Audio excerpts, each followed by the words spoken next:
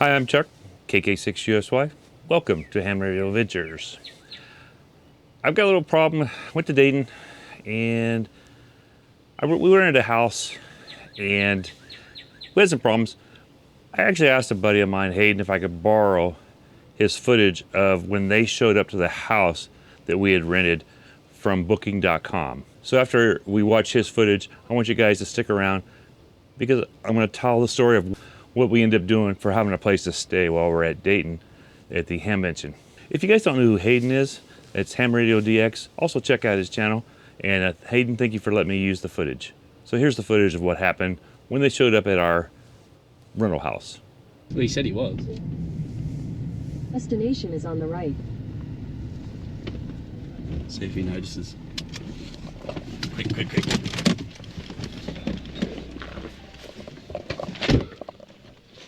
What's going on? What in the How are you, man? Good. Nice to meet you. Good. You got a place for us to stay? Can we crash with you tonight? Hey? Because He doesn't know the code? go look at the door. We were condemned? It's been apparently the owners have been evicted. Are we live? No, not live. Oh, That's okay. right. You can beep that out. I'll beep that out. We are Australians. You- You people time anyway, you- right? It is you- 1266 is the right house address? Yeah, You were so surprised. I was. We have no place. Well, you have no place to sleep. I'm sleeping in my Jeep. So I got a truck. So- I'm so parking in an hotel parking this lot. is Work going to for make good video. So basically, Chuck has booked an Airbnb which has been condemned. it. Not Yeah. condemned. They've been evicted. There's no lockbox on the door or nothing? No, dude. The owner's been evicted. There's no furniture inside. Nice. Yeah, that's right. The people that were renting the house out have been evicted, so we have no place to stay. I don't know if you guys know about Hamvention, but this thing is all the hotels are all rented out months in advance, and there's usually no rooms to get. I'm going to end up going down to Walmart and see if I can pick up some camping gear just so we have a place to stay. It's either that or stay in the back of our rental car. I'll have to figure maybe go down to the truck stop to get showers or something like that, but we'll figure it out. The bad part is we had this house set up for all the Coffee and Ham Radios guys, and so now we're all looking for places to stay. So, okay, I by now you guys probably, I hope you guys know that I kind of joking about this because my wife was in tears the whole time because she set all this up. So I'm joking about it now after the fact, but we did find a hotel room. I guess the only reason we did was because people canceled their reservations. So we're going to go through some stuff and I'll tell you our story, what happened with us, and what you might want to look out for the next time that you rent a rental property. Now, we did this through booking.com. I never got charged for anything, so I don't really know what's going on here. Obviously, after the 3 or 4 emails my wife sent them, that they obviously don't check the place that they're renting for the people. We told them they had an eviction notice. And funny thing was, my wife went on to give them a bad review and found out they had rented the same house to somebody else, and they posted that it had an eviction notice on it too. So I really don't know what's going on. We never got charged for anything. We did cancel our card, froze it so that nothing can be canceled in the future. I think and what our problem was, we weren't hearing back from the people that were supposed to let us know how to get in the house. And that was the conversation my wife had back and forth with booking.com. So I don't think that booking.com was lying, but they obviously weren't checking on the properties that they rent. They did get back to us. They said they'd get back to us within half an hour. They did. Pretty sure it was a computer generated thing. They push a button. They put my email in. Boom, I get an email. But at 2 in the morning, which when we were asleep, we had already found a room. They found us what they called an apartment, a 1-bedroom apartment. And then it shows later that it's a studio and it's in some guy's attic. $100 a night more than the 3-bedroom house we had rented. So what a deal, huh? And there was no, hey, we'll make it up to you, we'll help you out, we'll split the cost, give you a discount, none of that stuff. But we'd already done it. So we did find out that what they told us that they overbooked. Well, we knew that was kind of a lie, but it really wasn't because they did overbook. So things you gotta have to look at is maybe if you're suspicious, people aren't getting back to you, you might want to actually call the county where the house is and see if it's legit. I don't know.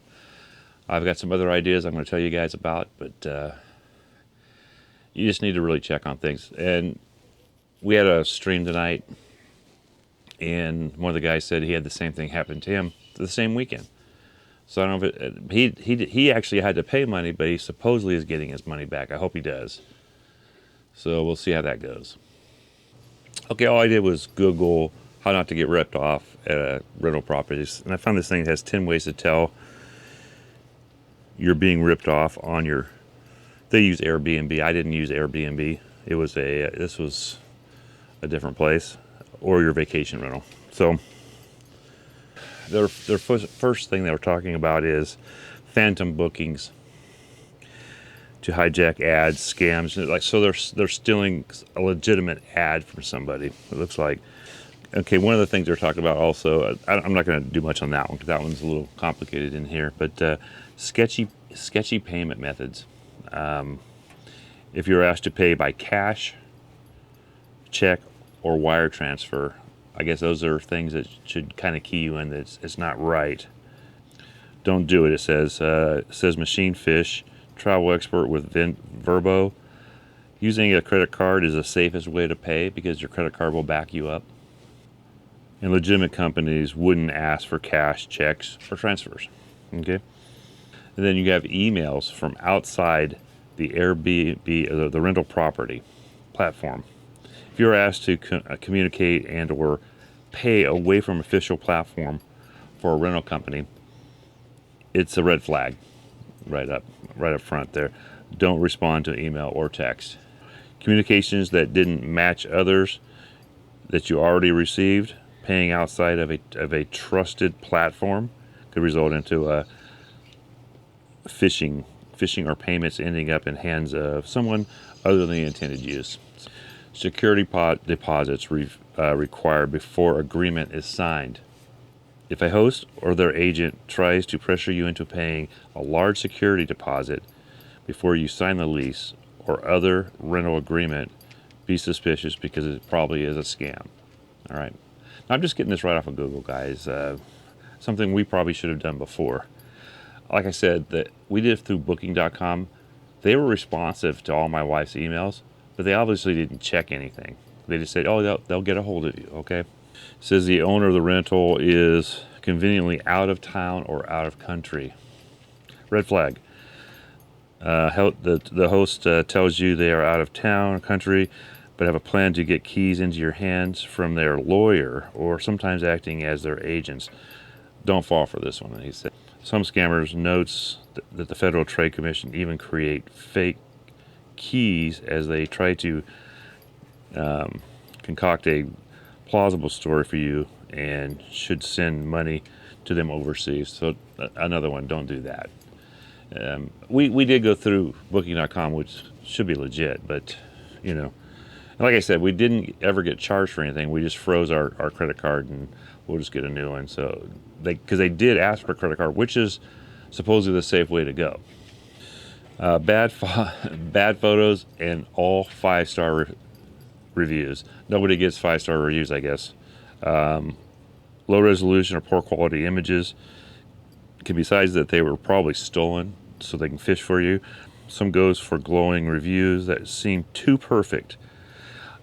Anytime I watch reviews, I take the highest one and the lowest one and just kind of forget about those most of the time, even on Amazon and stuff. Because, you know, one guy will say, well, I give it a 1 because it got here 3 days late, but it's a great product. So, you know, you have to read the reviews, and that's what they're saying is read your reviews and see if they're too good to be true. Then you have beautiful photos, bad reviews. This may be a sign that the photos at the rental were taken years ago, or that the host doesn't maintain the property or clean as well as they should. Proceed with extreme caution and maybe take a mop. Then it says highest price on the market or by far on the block. I guess we're checking places that have a lot of places for sale, you know, for rent in the same area. Yes, they're justified in wondering why similar listings in the neighborhood are available at a much lower price point. If you don't spend a few days with comparison shopping for other properties, you could get stuck with a place that costs far more than you needed to pay. So it sounds like it pays to check other rental properties in the same areas. Now, if you're going to a rental site and it's not secure, another red flag. Look at the top left corner of your screen. If there isn't a small lock icon in your browser window next to the URL, the website you're using to book a vacation rental isn't secure. That's not good. Secure websites encrypt your personal data to keep your payment and information safe. All right. I'll put this in the description down below so you guys can go to this and read this fully, okay? Hidden rental fees that bloat the balance due, okay?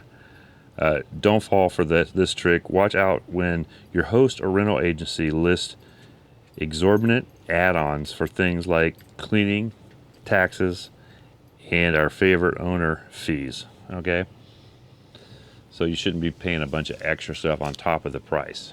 And then it goes on to say, no date booked for the next 12 months. The calendar for the listing is completely open for the rest of the year. You should question why no one else has reserved this place. And that could, for me, that could be places that aren't like real big destination places.